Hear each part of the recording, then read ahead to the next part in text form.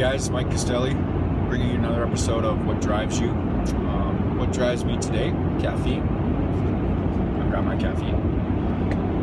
It would be what some consider the fourth macronutrient. It's pretty essential to some folks. I want to talk a little bit today about what it is, what it does, some of the caveats. So caffeine is a stimulant. Has neurological, some skeletal muscle, smooth muscle, and even some effects on fat stores and lipolysis.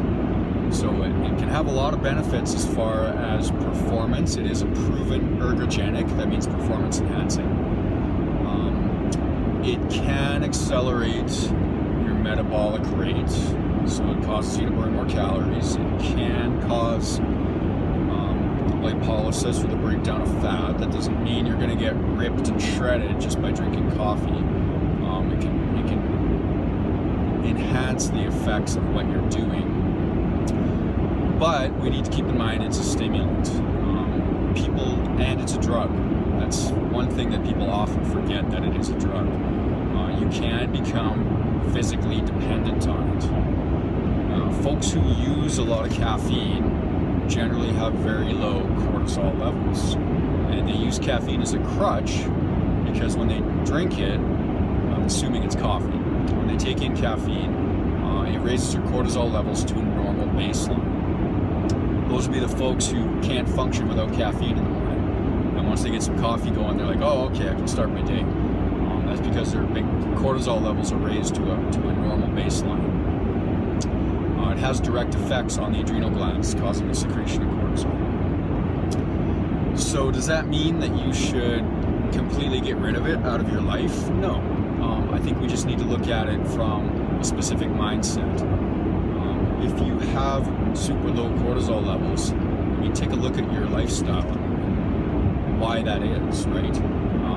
Caffeine is not going to give you adrenal dysfunction. It's not going to cause some massive negative effects. It's not going to make matters worse. It's just, like I said, a crutch. Rarely ever do I have to take it away from somebody. That said, I have. It will negatively affect your sleep. Some people get this idea, they're like, oh, I drink so much coffee, I'm immune to it. I can have it at 9 o'clock at night, I sleep just fine. I would call bullshit on that. The half-life of caffeine is anywhere between 5 and 10 hours. The half-life means that's the time it takes your body to eliminate half the dose. This varies depending on your body size, your body fat stores, your liver function.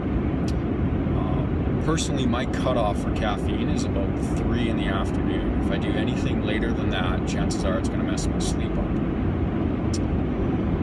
And when I have removed caffeine for 30 days, believe it or not, I have done that. What I've actually found is that my energy levels are more stable through the day, and my onset of sleep, which is usually pretty good, is really good. So there's something to be said about that.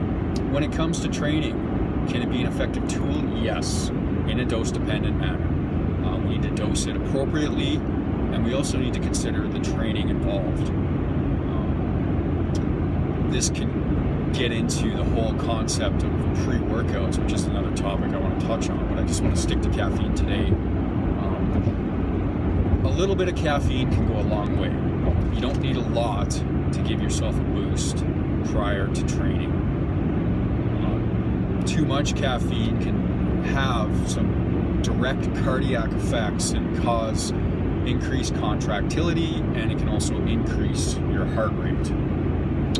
Now, if we think about this from a mixed modal point of view, if you're involved in a very intense workout that is utilizing all energy systems and your heart rate is beating at a maximum capacity to try to keep up with the demands of clearing acid and oxygenating your body, having a stimulant on board that increases your heart rate even further can have some big time negative effects, and it can be ergolytic or performance decreasing. If your heart can't fill, if it's beating so fast it can't fill with enough blood to pump to your lungs, grab the oxygen, carry it to your tissues.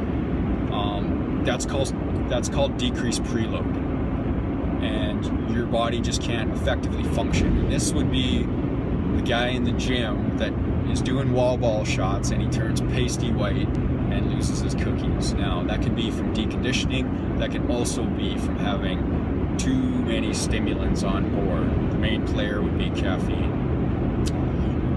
So, points to take home: use your caffeine in a dose-dependent manner. So, average cup of coffee is about 100 milligrams. That's really about all you need. Cycle your caffeine. If you think that you're becoming immune to the effects, pull it out of your system for a while. You're not going to die. You can live without caffeine, trust me. When you put it back in, you'll be more sensitive and you'll have a better idea of how it's going to affect you.